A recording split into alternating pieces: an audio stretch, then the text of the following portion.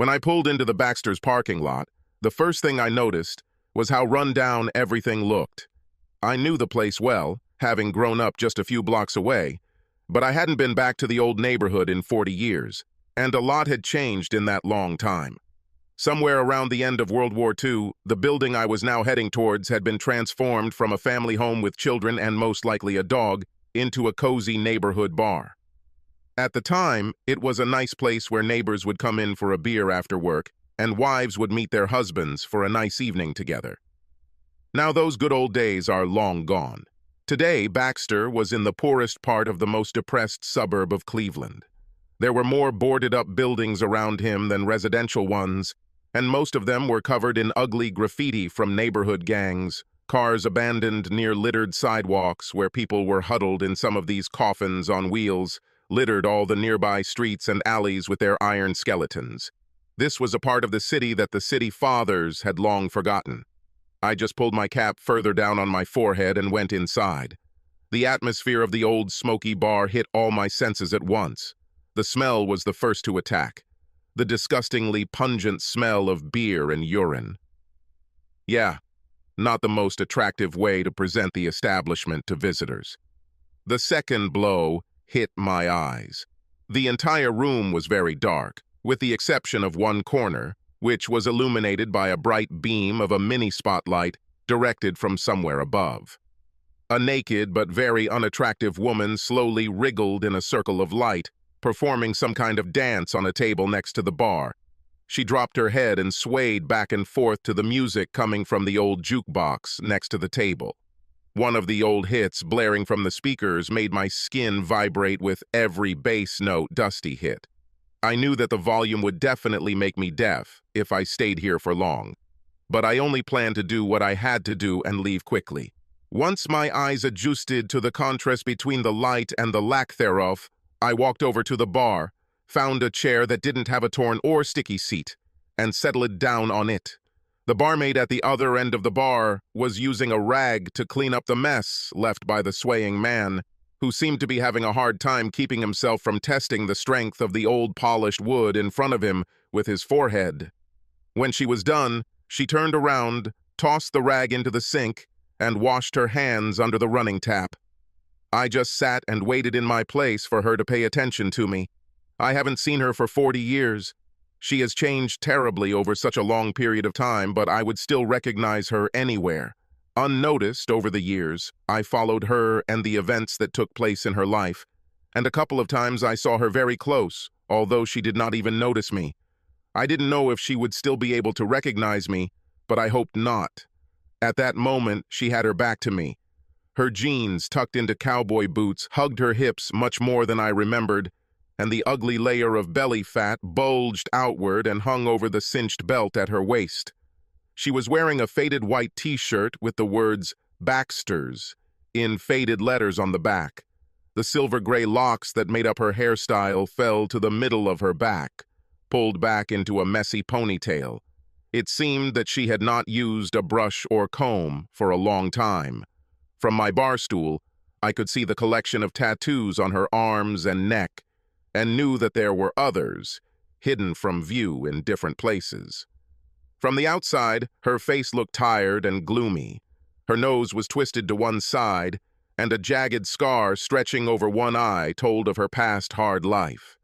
She didn't wear makeup, as if that could somehow help her appearance, and she seemed to have a perpetual, crooked smile on her lips. Overall, this bartender looked like a hardened vixen whom I would not want to meet face-to-face in a dark alley. Her name was Sue Ann. After wiping her hands, she took a sip of alcohol from the glass that stood by the sink. Shaking her hair to give it some semblance of order, she turned and looked around her domain. That's when she noticed a new client, me. As she approached, the deafening music from the machine finally stopped, and the dancer stepped down from the table. "I'll be back in an hour," said the stripper, worn out by life, not even trying to cover her dangling, saggy breasts as she walked past us.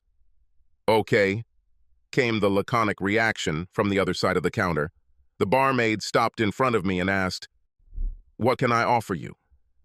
"Bud Light," I said, placing a $5 bill on the counter. She went to the refrigerator and took my beer out of it. Opening it with a practiced click and placing the bottle in front of me, she took the money and paused to give me another careful look before returning to the sink to wash the dirty glasses that had accumulated. I couldn't tell if she recognized me. Probably not. After all, a lot of time has passed, and no matter how much she has changed, I myself have changed no less. Heck, back then I had a head of wavy blonde hair, but now I have more smooth skin than hair on my scalp, which is why I always wear a baseball cap. The man at the other end of the bar finally achieved his goal, and his head successfully met with a battered tree, after which his dazed body collapsed on the spit-stained floor. "Oh shit!" An irritated exclamation immediately came from the sink. "Elroy, why do you always do this to me?" She stood, wiping her hands again, and looked around the room with disgust. "Can someone help me get this drunk into his car?" "What about you?" she asked, waving a rag in my direction. "Okay," I answered evenly, putting my beer on the counter. "The two of yous had to lift, pull, drag, and then push, bend and push this extremely drunk guy from the floor on which he collapsed like a sack to a more or less sitting position behind the wheel of his car." As we were heading back to the bar, behind us, the drinker's car suddenly came to life, howled, and sped down the street. However, we never heard the expected roar of the accident, so we simply shrugged our shoulders and continued on our way back. "Thank you," the barmaid said, placing another beer in front of me. "This clown puts on the same show about once a week. One day he'll stop coming here when he crashes into something and splits his drunk ass apart." For the second time since I entered, she looked at me intently from head to toe. I couldn't read her mind, but I was curious if she recognized me. "What's the matter?" I asked. "Nothing like that," she drawled. "You just look familiar, that's all." "Are you from around here?" "I'm from Texas. I was passing through here, just passing by, and decided to take a look." Glancing at me with the same incredulous gaze, she returned to the sink, took the left glass, and took another sip. Now that I could see better in the darkness, I looked around the room again and saw that I was the only customer left in the bar. As I looked around, I heard a glass being set down clink, and she muttered, "Crap." Her head snapped in my direction, and she stared at me with a mixture of amazement and hatred. "Ray," she hissed in disbelief, coming up and standing in front of me, placing her fists on her thick thighs. Burst my eyes. "But how is this possible? You're dead. I shot you 40 years ago." "Oops." Here comes the black cat, suddenly jumping out of the bag. "Well, actually, Sue Ann, you didn't kill me. Otherwise, I wouldn't be here now." I took a sip from my bottle and placed it on the counter. "Yes. Everyone thought that you did it, but it wasn't so.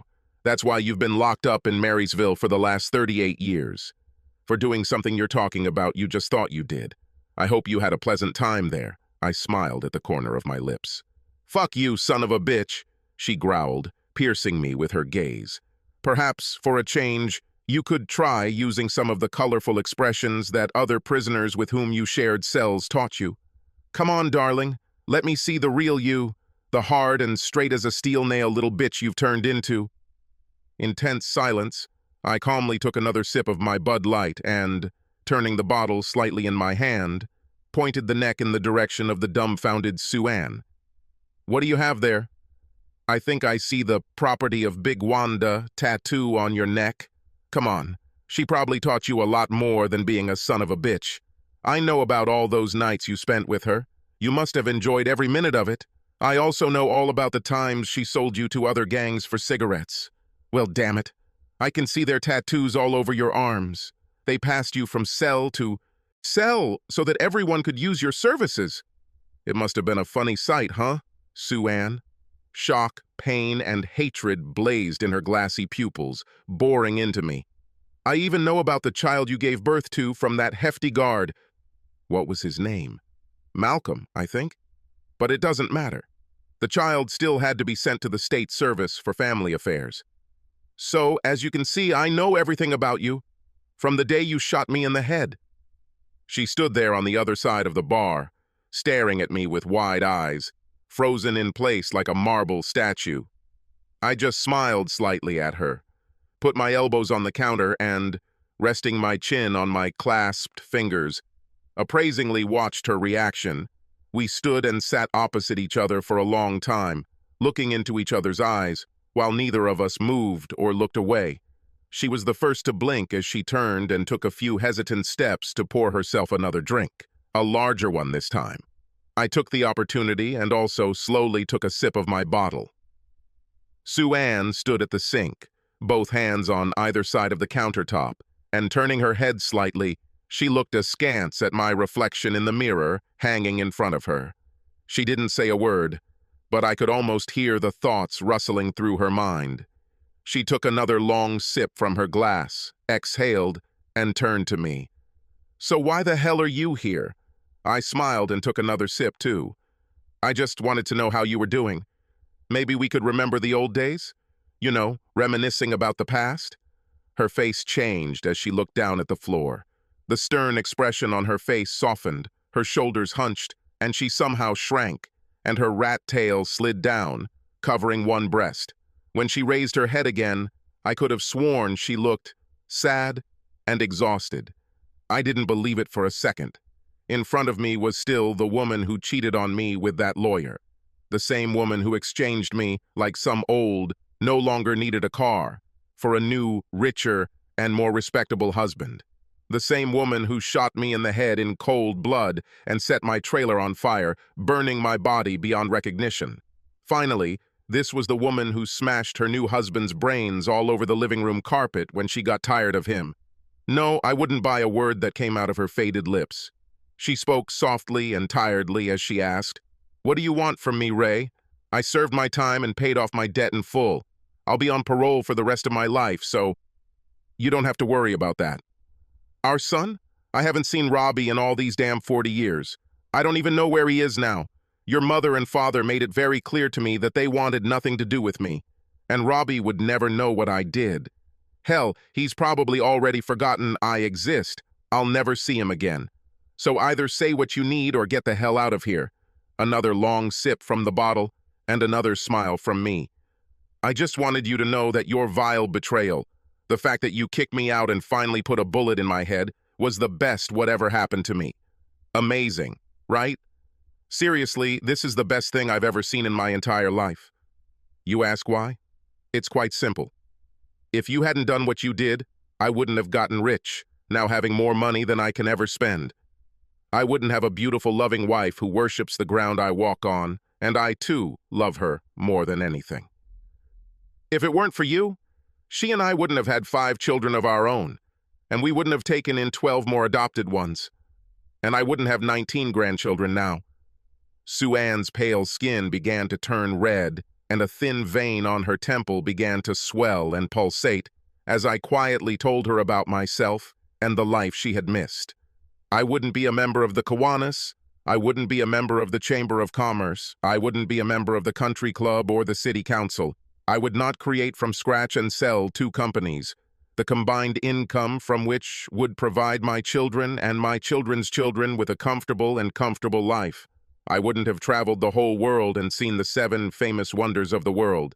Without what you did, I wouldn't be making love to my wife on top of a mountain in Peru, under the most incredible starry sky we've ever seen. I wouldn't do it nothing from this. Thanks to you, I got everything a man could dream of. That's why I just wanted to come by and thank you for all." I watched as she stood there with her head slightly bowed and her eyes closed, apparently wistfully thinking about what she had and what could have been. She served a sentence of 38 endless years for crimes she did not commit. I had 40 years of a wonderful, love-filled life. She crawled at the bottom, among the most incredible dirt, and committed the most disgusting, perverted acts, just to survive. I flourished and grew under the sunshine and clear skies. She was now in her early 60s, killing her days in a seedy, smelly bar and living in a room upstairs. I lived in a beautiful mansion and attended a country club. Life was so unfair. When I thought about this, I couldn't help but laugh. "Thanks for rubbing my nose in this, Ray," she said in an almost lifeless voice. I spent every minute of every day regretting my decisions, and I had a lot of time to think about it. Now I'm too old and worn out to do anything other than live my shitty life day by day. Maybe, if I'm lucky, I'll die quietly in my bed. But I don't think so, because everything in my life was going wrong, one after another. I fell into a cesspool and will probably die in it. There's nothing you can tell me that could make this worse. Hell is hell, Ray. So, thanks for stopping by. Now get out of here. She turned back to the sink and downed the rest of what was in her glass. Well, thank you for the beer, too, I said, putting the empty bottle on the counter. You can keep the change. I turned and headed towards the door. I have a question before you go. Her hoarse voice rang out behind me. Why did you stay alive? Who did I shoot at? I stopped in the darkness and turned to look at her one last time. This time I didn't have a smile, but I answered anyway. It was my friend, Mac. He was the person I would sometimes allow to stay overnight in my trailer. Mac was sick with pneumonia and passed away the morning you came and did what you planned to do to me. Obviously, you assumed that since Mac slept in my bed and was about my height and weight, that it was me. As I found out later, he was already dead by the time you arrived. I returned just as you jumped into your car and sped away. I hid in the bushes when the firefighters and police arrived, and they thought I was in the trailer that burned to the ground. That night, the Ray you knew disappeared, and I became Mac. From now on, Ray was dead. Mac had a full life ahead of him. However, I had one last thing to do as Ray. The night you shot your lawyer husband, I was there. You would never know it, but I was there. I waited until you passed out from an evening of drinking, and when Mr. Shit came home, I put a bullet in his forehead, just like you shot Mac in cold blood, thinking it was me. After that, I put the gun in your hand and took the contents of his secret safe. You took responsibility for his murder and mine. The money I took from the asshole lawyer gave me the startup capital I needed to start a new life under a different name. Your life went to hell, and I left for Texas. So, Sue Ann, everything I did was because of how you treated me, because I loved you, and you trampled on my love and tried to take my life. You know what the Bible says? An eye for an eye, a tooth for a tooth. You pissed me the hell off, and I made sure your life was a living hell. The deed was done, and the rat-gnawed back cover of the old book was slammed shut. As I walked out the door of the bar, I turned the tattered sign in the window from open to closed.